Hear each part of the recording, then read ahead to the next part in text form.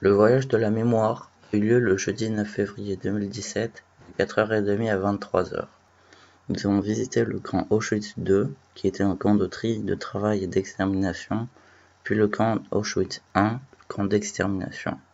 Le premier camp s'étendait sur 170 hectares, soit 243 terrains de football. Sa taille m'a impressionné, il pouvait accueillir 100 000 déportés. Il y avait plusieurs parties. La partie B1, créée en août 1944, réservée aux femmes, la partie B2, le camp pour hommes, et la partie B3, appelée Mexico. Ces sections étaient encore en construction à la fin de la guerre. Elles devaient accueillir encore plus de déportés.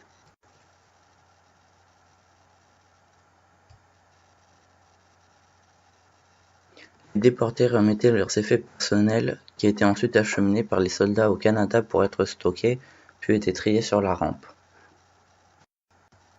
Ceux étant inaptes au travail étaient envoyés au crématorium.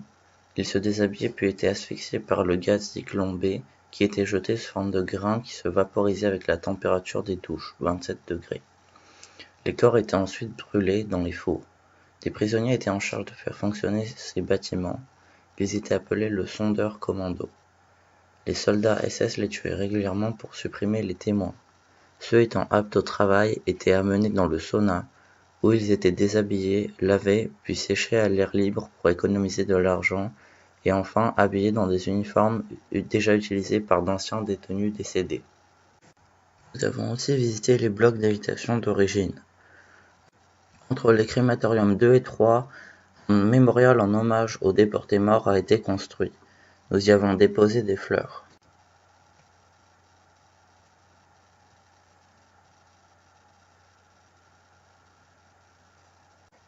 L'après-midi, nous sommes allés visiter Auschwitz I. Le camp a été aménagé en musée. Nous avons vu la première chambre à gaz mise au point par les nazis. C'était une morgue reconvertie. Lorsque des contrôles étaient effectués, les nazis camouflaient ces activités. Ensuite, nous avons visité les salles d'exposition aménagées dans les blocs d'habitation d'origine. Nous y avons vu des objets appartenant aux déportés. Chaussures, vêtements, vaisselle, brosses, mais aussi des cheveux. Puis nous sommes allés voir les prisons se situant dans le bloc 11. Celles-ci servaient à garder et faire souffrir les déportés devant être exécutés. Les soldats ne nourrissaient pas les déportés se trouvant, et bien souvent ils mouraient de faim ou d'asphyxie avant d'être tués, car les prisons étaient des salles fermées en souterrain. Dans les cellules de 20 mètres carrés, 40 personnes étaient enfermées et il existait des cellules d'1 mètre carré seulement, où 4 personnes étaient enfermées. Nous avons vu des salles de torture. Par exemple, ils suspendaient des déportés par les bras en arrière et attendaient que les articulations des épaules se disloquent. Mais aussi d'expérimentation. C'est ici que les nazis ont testé le gaz Zyklon B sur des prisonniers soviétiques. Entre ce bloc et le bloc 10, qui était un bloc d'habitation, il y a le mur de la mort, où les détenus étaient fusillés. Les soldats nazis pendaient parfois les prisonniers ayant tenté de s'évader, ce qui était presque impossible à cause des hautes clôtures de barbelés électrifiés et des plaques de béton souterraines.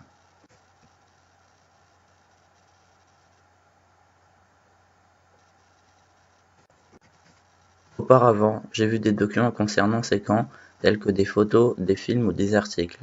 Mais ce voyage m'a appris beaucoup de choses. J'ai été impressionné par l'immensité de ces camps et par l'organisation minutieuse et réfléchie mise en place par les nazis pour tuer en masse le plus efficacement possible. Je pense que les jeunes d'aujourd'hui doivent prendre le relais de tous ceux qui ont vécu cet enfer et témoigner ce qui s'est passé pour expliquer qu'il faut tout faire pour ne jamais revivre ces horreurs.